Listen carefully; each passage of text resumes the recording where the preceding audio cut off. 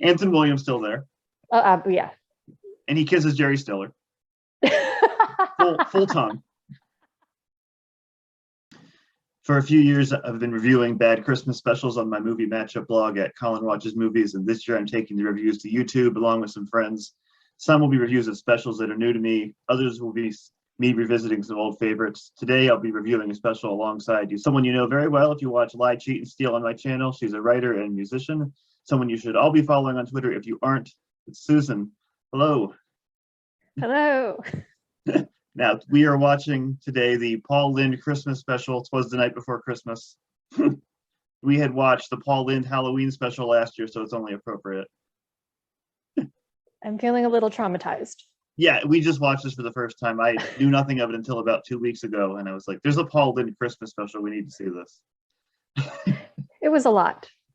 And then I think you figured out Anson Williams was in it, and you were definitely in. I was very excited about Anson Williams. He can keep it up all night. Proudly told us in the special right as he walked in. As one does. Yeah, that's usually how one enters a room. That's how I always choose to greet Alice Ghostly. Yeah. Which would have been a great person to have in the Halloween special, just for the name. Seriously. Yeah, they kept putting her at the Christmas special. Yeah. Now, I remember when I saw the Halloween special, it had like 8 writers. So I checked the credits. This one only had 2. So that might be why it actually had a plot. Right, yeah, because the Halloween special was just sketch comedy, which is generous to call it sketch or comedy. It had Paul Lynde singing a hoedown into a CB radio with Tim Conway, competing for the love of someone from Happy Days. Leather Tuscadero. Yeah, one of the Tuscadero. Was it Leather or Pinky? One of them. Was it Pinky or the Brain? And then there was he tried to be Rudolph Valentino with Florence Henderson. Yes. And then Kiss sang some songs. They sure did. And then was there and the framing device involved Margaret Hamilton playing the Wicked Witch of the West. Yes. And then there was the other character who was supposedly beloved from some kind of TV show. The other witch from HR Puffin stuff. Which sounds like a thing that was just made on a lot of drugs. But anyway, all that to say, this had more of a plot than that. It did. It was trying to show how Twas the Night Before Christmas was written. And it felt like, at least to me, people were a little more invested in this than the Paul Lynde Halloween Special. It did feel that way, yes. There was a script. People were following it. It wasn't a very good script, but it was at least a script. It was a plot. Yeah. Although, again, in the Paul Lynde Halloween Special, he sang the song about how kids annoyed him from Bye Bye Birdie, which had no place in that special. And I kept expecting it to pop up in this one. It would have made more sense. Yeah, it would have made more sense here because he had a various number of kids depending on the scene. I counted 5 at one point and like 3 at another point. So I don't know if they just, like quit mid-production or something, but yeah. At some point, he got an extra son. Yeah. I wasn't sure if like one of the grandparents brought him or, yeah.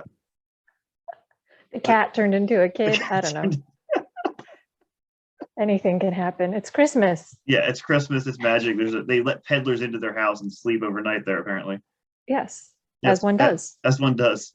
It's, as he said later, it's the busiest neighborhood in the county or whatever, but the peddler has nowhere to go, so he has to sleep there for the night because, yes. Sure.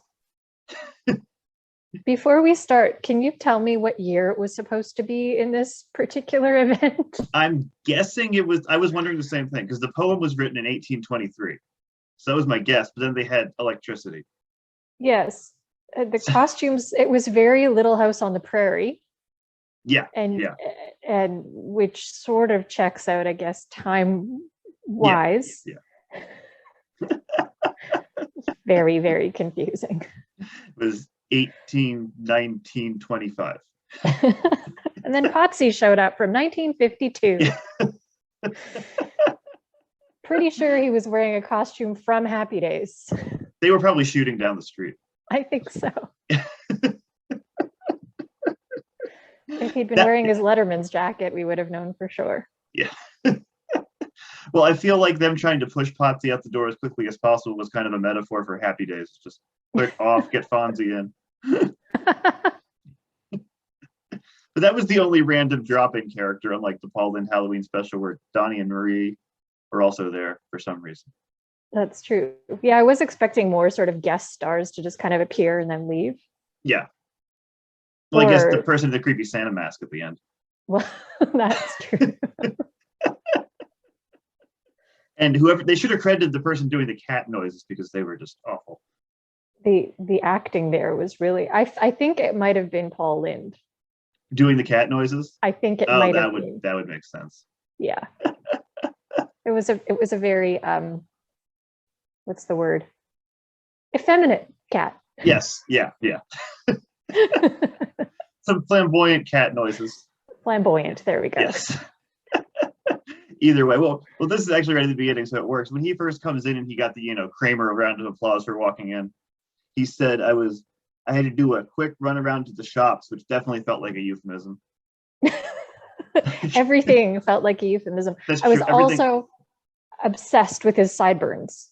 yeah, that was, yeah. Were they like glued on?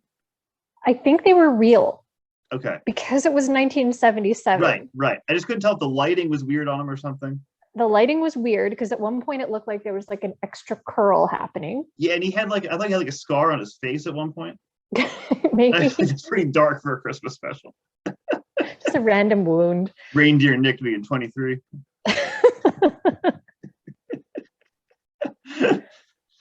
Yeah, he walked in. He's like, yeah, I had a quick run around at the shops, and I will say that Ann Mira probably gives the most convincing performance in the history of acting because I believe she was in love with Paul Lynde.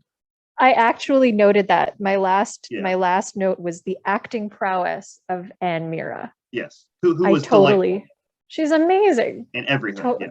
Incredible. Totally bought that she was hot for Paul Lynde. Yeah, but it's not an easy thing to pull off. Really not. Paul Lynde, very, very talented, absolutely very funny, not convincing at playing a straight father. No, not at all. But that's okay. The network's tried many times. No, it's fine. They gave him multiple sitcoms. None of them worked. And then they're like, okay, we're going to give you some contractually obligated holiday specials. Now get off the air, please. I mean, he was very funny. Yeah. On things like Hollywood Squares. Yes. Yeah. When he could just be hilarious. But when they're giving him hackneyed writing, it doesn't work. It does not. You don't put him into Dick Van Dyke mold. Because I've seen a clip of the Paul Lynde show, and it's just Paul Lynde trying to be Paul Lynde, but also like 50s father with a pipe and sweater, and it doesn't work. Right. And well, like maybe if he could have done it now, it would have been more, because I'm sure there were all kinds of things that the network wouldn't allow. Right. Yeah. I think it could have worked better later on down the line. Polite company or whatever. Yeah. Either if he was allowed to be more himself or just be allowed to be more like fourth wall breaking about it. Yes. He could have been self-aware. Like he could have been good in like a Leslie Nielsen type thing. Yes, I think so. That hadn't quite made it to TV yet when he was going off. Like I've seen a clip. This is completely off topic. He stopped by a weather channel or just a channel to do the weather, and he's just completely mugging the whole time, and it's hilarious because he's just going off for no reason. It's like I'm going to make the weather funny now, and everyone loves it. But when they write him into a mold, it doesn't work. Especially with not a great script. I will say that when he actually read the poem, it was a good reading. It was compelling enough as storytelling goes. Yeah. When he got to the thing it was building up to, I'm like, oh, okay, yeah, he's talented. He was just waiting for this moment. Yes. But the 40 minutes of build up to one poem was a bit overwrought. It was a lot. Yeah.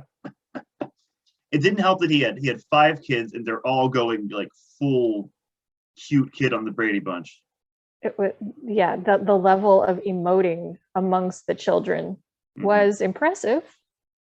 I feel like they were all like, maybe they just pulled them all off the set of Little House on the Prairie and just like, here kids, you're already in costume, just come and do this thing for a little while. Similar energy, like all the kids who played like extras in school or something like that. Well, they had to keep up with Paul Lynde, so I guess they were just trying to be equally loud, but I couldn't understand most of their sentences.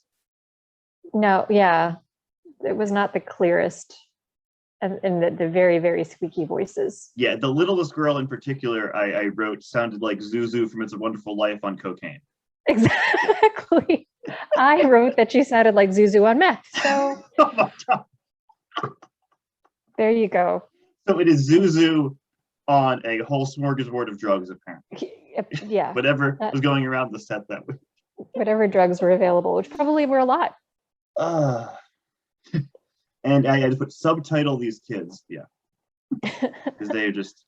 And again, it's Christmas Eve. It's probably a realistic read of how kids are on Christmas Eve. I'm sure, trying to But be really still. excited. Yeah. And he walks in, grabs his slippers, which he apparently keeps in the stove. Yes. Or above the stove. I guess that keeps them warm. Warm? Yeah. I was also confused in the early scene when they were in the kitchen, the ladies in the kitchen, when the peddler came over, with the cauldrons full of dry ice apparently on the stove. I don't know what was happening. That again fits into what year is this? And when are they?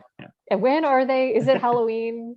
What's happening? This is very scary. I think the cauldrons were supposed to be a Bewitched reference from when Paul Lynde would pop up in the pots on Bewitched as Uncle Arthur. Oh. Yeah, because he was the flamboyant uncle on Bewitched, or was Bewitched or Regina Genie, one of them. He would pop up in the cauldrons. All right. Then it was relevant. Yeah, I was just confused.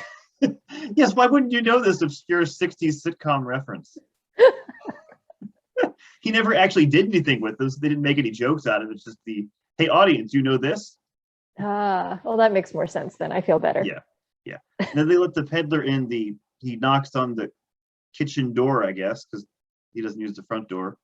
And he apparently thought his spiel of items was the funniest thing ever because he repeated it about 5 times. At least. He had some he memorized it. Yeah. The first time he said he had notions, I'm like, where is this going? And then like, oh, he means he has things to sell. That was another thing that sort of threw me off, like trying to figure out what year it was. Because I feel like peddlers going door to door, not a thing in the early 1800s. I don't know. I didn't think it was either, but it's in the poem because it says that he looked like a peddler just opening his sack or whatever. Right, but not with his coat. Like, right, hey, want to buy a watch? Yeah, he wasn't the shifty salesman from Sesame Street. Yeah, the year was just any time from 1800 to 1978, which is when this came out, I think. A little bit of everything. Now, interesting, to nobody except me, that was George Gobel, who was also in the 1974 Rankin Bass animated special, Twas the Night Before Christmas. Wow. Where he played a mouse. Aw. It was animated, so he wasn't in costume. He's very familiar. I've seen him in something, but he was on like every game show in the 70s. I'm sure I've seen him in reruns of something. He was like, I knew his face. Yeah. Everyone had a familiar face because it was him, and Foster Brooks played one of the in-laws, right? Yeah. And who was the other lady? The other mother-in-law? I can't think of her name. Yeah. But yeah, they were all. Who was Uncle Heinrich? Okay, so the first time this goes back to the first time is the name, I wrote Uncle Hyman ? I thought they were saying Uncle Jaime. I'm like, they have a Jewish uncle? What's going on? I was expecting like Jackie Mason to come out. That would have been funny. That would have been better. Yeah, let me see who played the German uncle, because I'm not sure. Because they only had him so he could say Donner and Blitzen, so he could put in the poem. Yeah, and I knew that, but I thought, like Uncle Jaime could also do that in Yiddish. Howard Morris. Howard Morris. All right. He played Ernest T. Bass on the Andy Griffith Show and Uncle Goopy on Your Show of Shows. Oh, wow. So he really goes back. So yeah, he was very drunk. The actor probably as well. But you have to be for one of these shows, I'd imagine. True. I was wondering if his secret medicine bottle was like supposed to be like morphine or something like that, and he was just going to get really, faced. He could have been more by the end. Yeah. Yes. Yeah. And they didn't say whose uncle he was, right? No one knew. It was just like, oh, he's somebody's uncle. He's just an uncle. Yes. Yeah. It's like the joke about my family that if at Thanksgiving when there's 80 people, not this year, 80 people, someone could just show up and take food and leave, and we'd be like, yeah, sure, that's somebody. Doesn't really work with 8 people though. It wouldn't work in my family.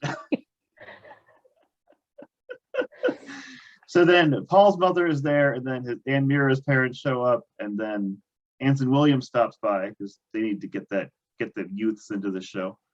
Best part. Kids love them some Anson Williams. I mean, I do. Yeah, he's fantastic.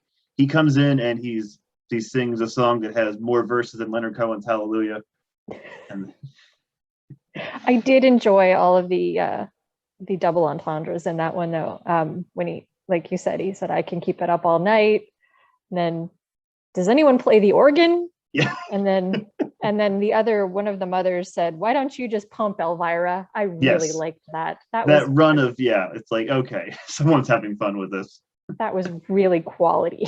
Yeah. Rejected zingers from Hollywood Squares for Paul Lynde there. And then Anson went off. Now, I'd watched the special that is just Anson Williams going house to house and caroling and annoying people. 100%. Like if he had gone to every like 70s every 70s sitcom? Yeah, and just showed up. And it's like, hey.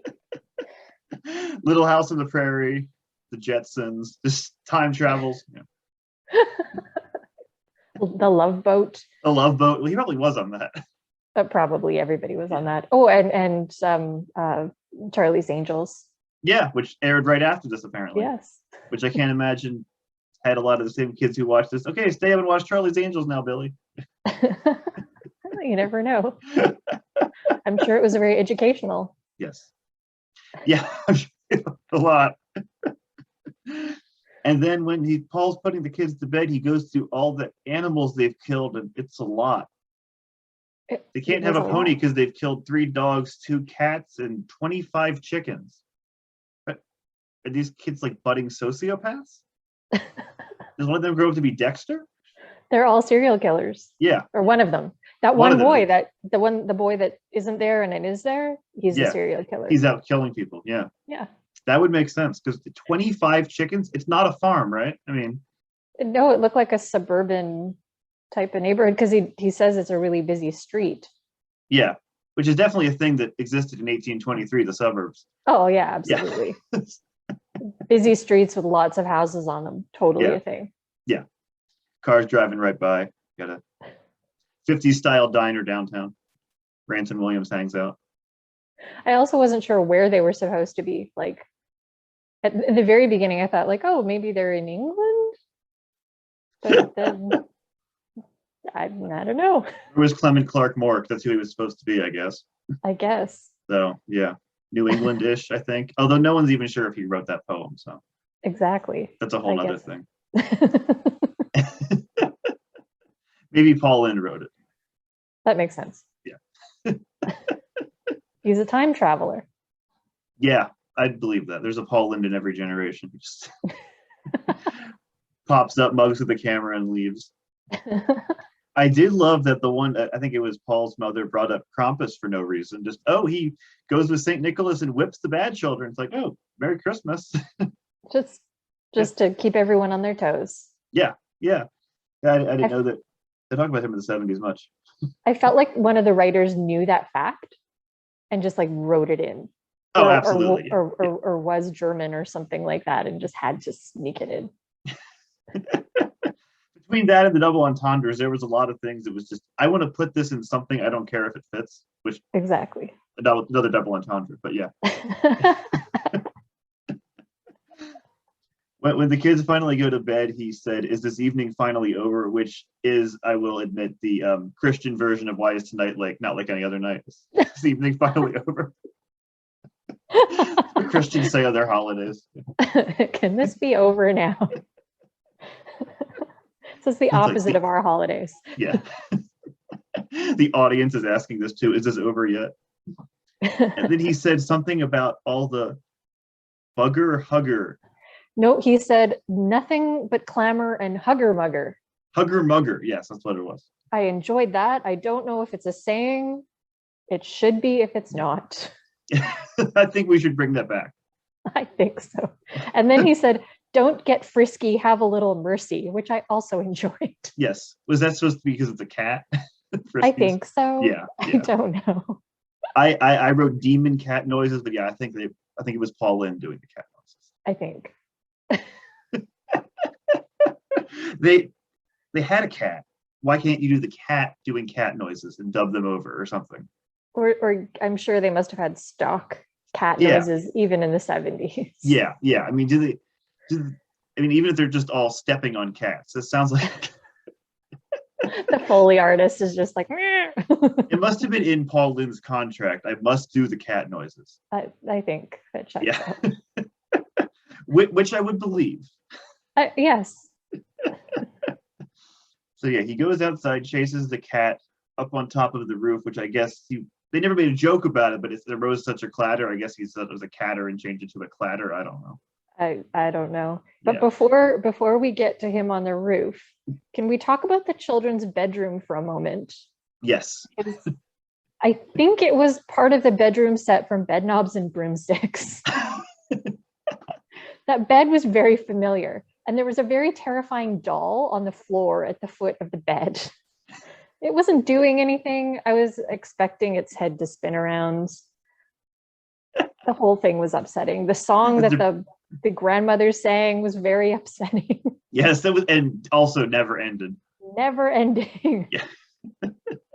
The one grandmother's like, well, if Santa Claus is real, it's like, they're like 5 years old. Let them have this. She's just grounded in science, Alice Ghostly. They both reminded me of, like, if you put them together, you get Jessica Walter from Arrested Development. Yeah.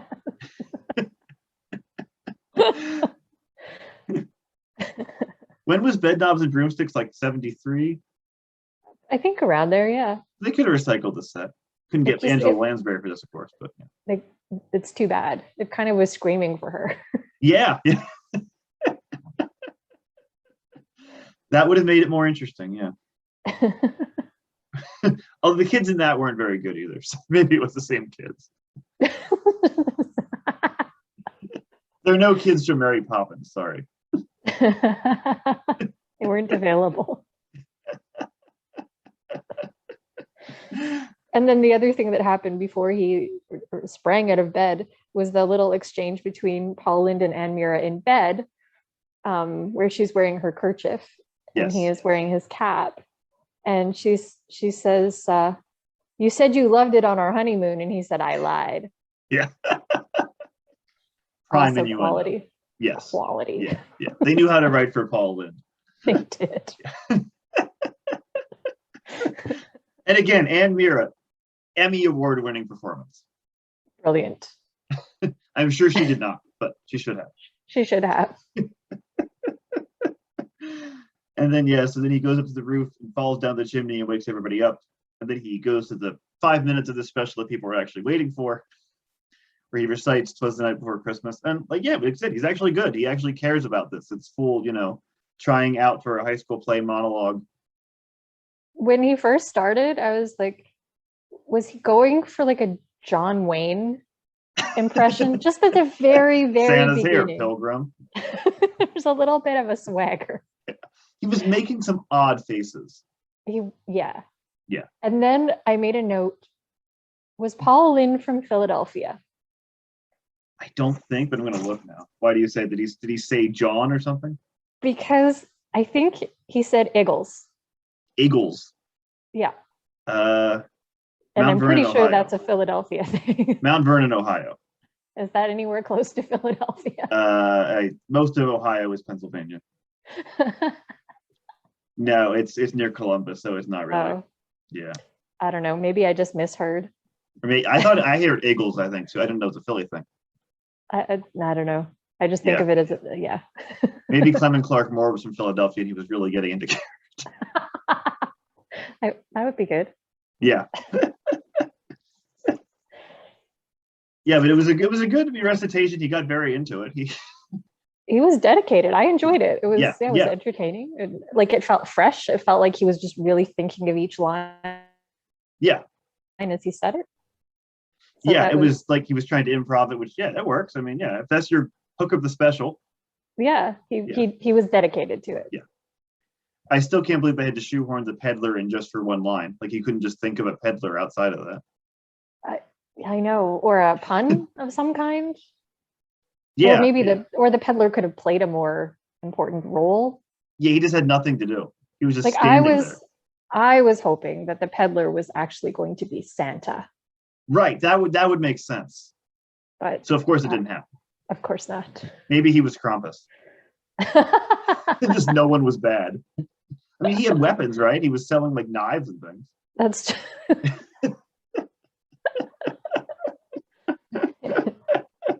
I'm here to stab your wife.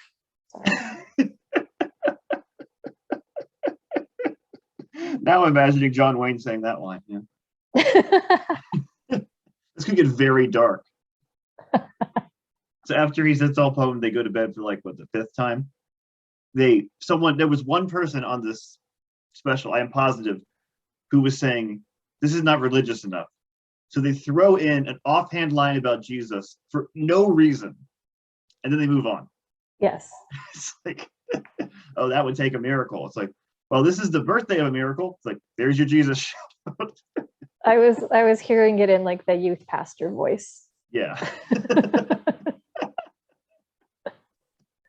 Yeah, it was very the reason for the season. I don't know. Yeah. Was that a big thing in the 70s? Like, no, because it wasn't the 80s yet. 80s it would have been. Yeah. Yeah. Interesting. Maybe someone in the moral majority was getting ideas. This is what 78, so maybe, I don't know.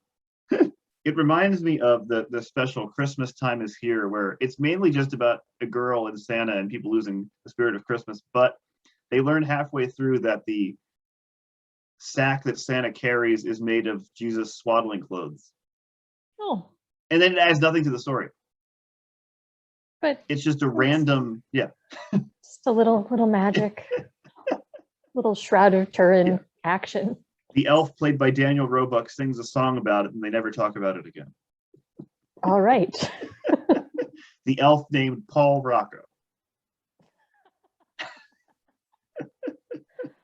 That all makes a lot of sense. Because sure. So when Paul and that's the other Paul. Paul and his wife go up to bed and she just basically outright says, now let's go have sex. It's Christmas Eve. Yeah. And I thought when that noise happened, it was supposed to be Santa showing up. I thought he had intentionally dropped something to get out of it. Oh, interesting. But it didn't. I thought he was pretending like, oh, I'm going to make a noise to get out of this. And then he turned around and it's apparently they couldn't get an actor to play Santa because he had a mask on. I thought it was maybe a dancer. I'm very curious, like who played, because there's a lot of like it was someone who needed to be nimble, so they just put a mask on them, so because they didn't look anything like Santa. Yeah, because like maybe it was like a really young dancer, like a ballet dancer or something that could like that. Be, yeah. A lot of pirouetting, and then he had to like disappear. Yeah, that's true. And I think it was live, so it's not like they could do editing or whatever. Right. Yeah. He would have had to like quickly like jump into a harness and or maybe there was just somebody there grabbed his hands. Yeah, I did see the foot got stuck for a second when he was going up the chimney. Yeah. Everything else made sense live, like the sitcom house going outside, but that part it's like they should have just filmed this before. Yeah. It was interesting. It was either a mask or some nightmare makeup. I think a mask. I think it was hard, a mask. It is hard to tell because the quality of the this has not been remastered in HD for DVD yet. I really wish that the commercials had been left in because there was that one like little fraction of a commercial for something. I was like, I want to see that. We got 2 seconds of the song Feelings in a commercial and that was it. Yeah, it cut off. I know. I do enjoy watching old holiday specials with commercials still in. It's the best. Like what they were advertising during the Paul Lynde Christmas Special. Who is our target audience? Like, was it moms? Was it kids? I don't know who they were aiming for here. Just any variety show audience, I guess. I guess there wasn't a lot to choose from either. So maybe everybody. Although if I'd watched something like that when I was a child, I think I would have been terrified. Yeah. I think that's the kind of thing I would have watched as a child and said, "Oh, this is for adults. I'll like this one day." And I watched it as an adult and say, "Oh no, it still sucks." That's generous of you. You watch things when you're a kid. It's like, "Oh, I don't get this. Whatever." That's true. Although I don't think I was smart enough as a child to think that, oh, well, I'll understand it when I'm older. Yeah. Well, when I was 3 years old and turned on 2001: A Space Odyssey. Well, that does not surprise me at all. No, that's not actually true, but it does check out, honestly. But I felt the same way about the Paul Lynde special. It's like, who is the target audience here? I don't know. It wasn't dads. I know it wasn't for a straight male audience. No. Which is good because most shows are. So we need to that is true. Yes. Yeah. Maybe it was for, I don't know. Maybe it was for families somehow. Yeah, but if you're not targeting that, why are you making it such a family friendly? I mean, obviously they can't just do full on gay stuff in 70s TV, but why didn't they do it? It was trying to be this super like wholesome family friendly thing, but also again shoehorning Paul Lynde into that. Exactly. Well, when they were singing the mistletoe song that never ended, yes, I was sure that it was going to conclude with Paul Lynde giving Anson Williams a peck on the cheek. Yes, yeah, definitely. And it didn't. I was sure that was where it was going, and then he just wouldn't kiss his wife, which was even weirder. Right. And then he did later anyway. So. Yeah, like full on the lips. Yeah, for about 3 seconds, and then he just leaned over. Well, it's like they're still on us. Okay. Let's make it believable, baby. Again, Ann Mira, perfectly believable. Amazing. It is the only time someone had to say about Paul Lynde, pretend he's Jerry Stiller, pretend he's Jerry Stiller. See, now, if that special had starred Jerry Stiller and Ann Mira. Oh my gosh, it would have been a masterpiece. It would have been amazing. Yeah. With Jackie Mason as Uncle Jaime. Yes. Just everyone is Jewish, but they don't mention it. Yeah, exactly. Well, Ann Mira can still be Irish. Right, but yeah, but she married him. Yeah. And Ben Stiller is one of the kids. Come on. Anson Williams still there. Yeah. And he kisses Jerry Stiller. Full tongue.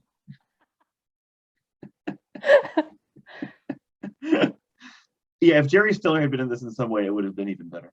But it would have. I mean, it was a lot better than I thought it would be. Yeah. Oh, I agree. Yeah, it was.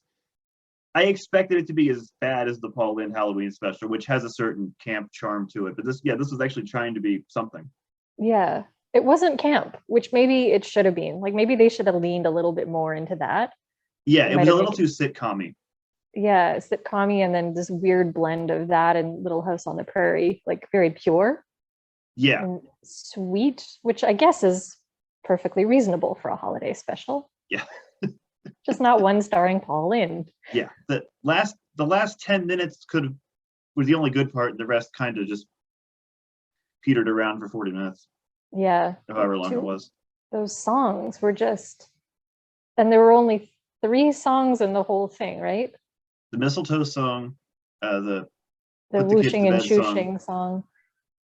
And whatever. Well, Anson Williams was caroling very briefly. Yeah. Was there another one? I don't think. Yeah, I think I expected more songs. So maybe they couldn't afford them. Was the mistletoe song like a song? Or I never heard it. Yeah, me neither. Yeah. They all treated it like it was a song everybody knew. Yeah. So I was wondering, like, maybe this is a thing that everybody's saying at Christmas time. Wasn't on Happy Days, right? It was a cute premise for a song. Yeah. It wouldn't fly now because you can't really force people to kiss you. No, but they all seemed to be. They were all families, so it wasn't all that. Which is so weird. Yeah. Keep kissing in the family. And they just all knew Anson Williams. Wait, was he just playing? Did he have a name? I can't remember. Was he just Anson Williams? I want to say like Jeff or something like that. He did have a name. I don't remember. This is definitely set in 1823. Oh, it's Jeff. It wasn't Jeff, but it was in the Jeff family. Now I have to look. Maybe I Jeff the hallucinated it. Yeah. Huh? But maybe I hallucinated it and he Yeah, didn't I actually have a believe name. that. No, I think he had a name now that we bring it up. Let's check IMDb. But he was definitely wearing a costume from Happy Days. I've definitely seen the sweater and the bow tie combo. Wait, so their name was Cosgrove? That was their last name. So I guess it wasn't supposed to be Clement Clark Moore. Oh. The only thing IMDb gives me is Clark Cosgrove, which, okay. Again, this weird blend of early 19th century and the 50s. And the 70s. And the 70s, yeah, all of them. Anson Williams played caroling neighbor. Caroling neighbor. I'm sure that he had a name. I think he had a name too. We'll go back in and edit this in when we get to, I feel like he had a name too. Yeah. But I don't know. Yeah, on Wikipedia it just says a caroling neighbor. I think he had it. I'm going with Jeff. Jeff. It was definitely Jeff. Yeah, but no, this is far from the worst Christmas special I've seen. Yeah, no, it was reasonable. Maybe Miss Velma was playing Santa. That would have made sense. Massachusetts. That's where it was set, Massachusetts. I'm gonna have so many callbacks of people watching this the first time. What is he talking about?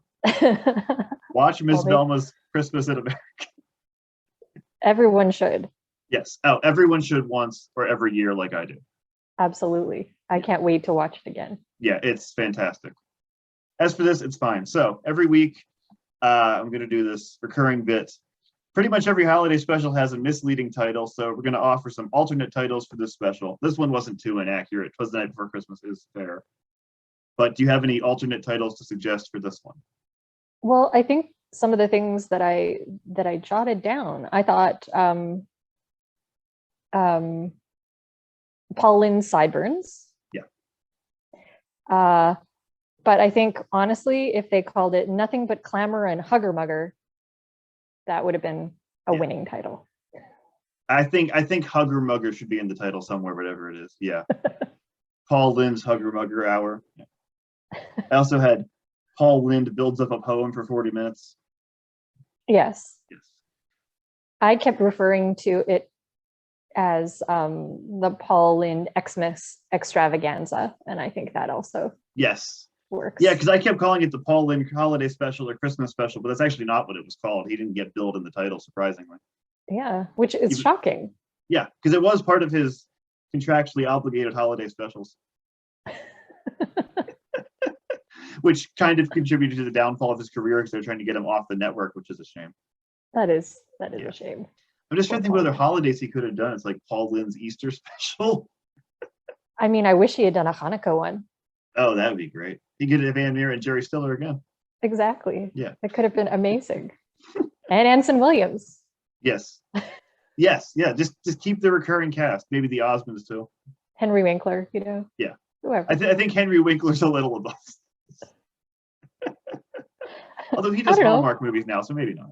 That's but at the time, Yeah, yeah. The campiest Veterans Day special ever. Arbor Day. Oh, there would be so many. Well, no, the other line of this, another thing of it, is something about we could pitch a tent outside. I'm like, they should have said this when Anson Williams was around. I couldn't tell if that was supposed to be a euphemism or just a I couldn't tell either. Paul Lynde delivers every single line like it's a euphemism. That's true. I don't know if was always that way or just because I'm so used to him on Hollywood Squares, it sounds like it. It's hard to, well, it's just his delivery. Yeah. Just the way he spoke. You can say, hi, I'm Paul Lynde, and like that has a double meaning. Hi. Exactly. Yeah. And yeah. Take nothing else out of this. Hugger Mugger should definitely be a word. Yeah. Or the other thing that it could have been that I noted was it's like an existential crisis for the holidays because the poor children were put through a lot of trauma. Yeah, those kids are going to be messed up. It didn't feel fair. Paul Lynde's future therapy bills Christmas. The rotating cast of kids. Yeah. That one kid was very insistent on Santa not being real, and she was what, like 7 years old? Jeez. Yeah, she was dedicated. Yeah.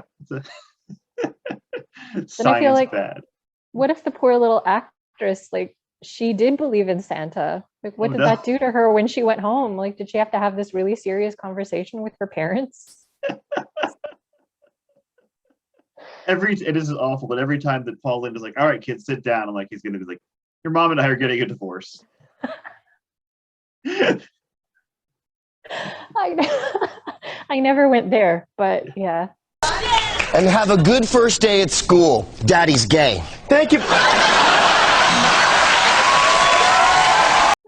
He was out, what was it, gallivanting around town, or quick run around to the shops. Yes.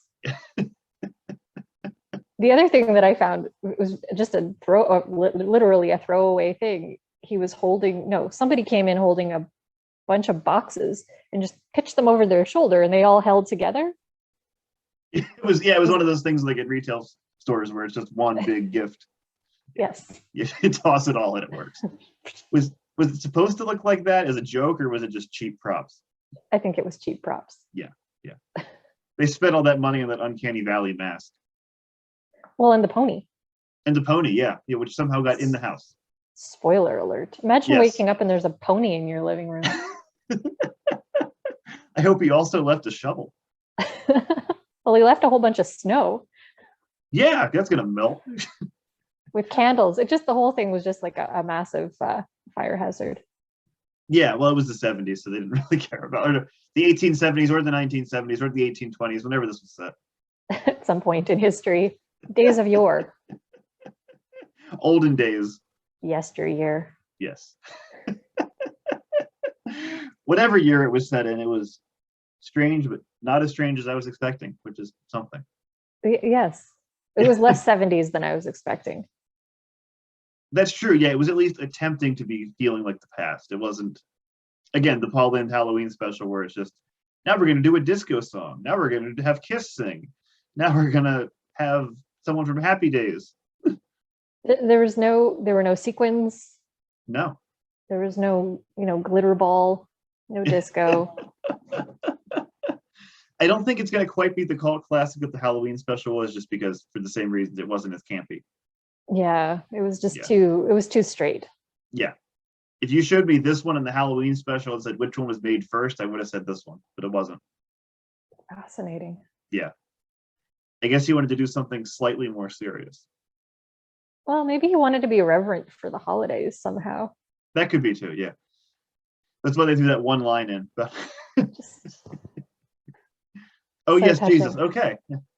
Just don't forget about Jesus and all this talk of Santa. The peddler got more screen time than Jesus. The nice peddler.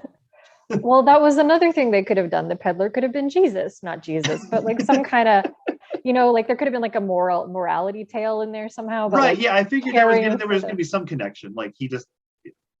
Nope. They couldn't wait to get rid of him. Like they was him an angel that they let in, or something. Yeah, or a reindeer in disguise. I don't know. Elijah. I don't know. Yeah. Could have been a Passover thing. They did give him some wine. Gotta wait for the sequel of Paul Lynde's Very Holy Passover. I would watch that. Why is this night different from all other nights? Already got the kids ask the questions in their very squeaky voices. I'm just imagining having Jerry Stiller in full Frank Costanza mode. Got a lot of problems with you people.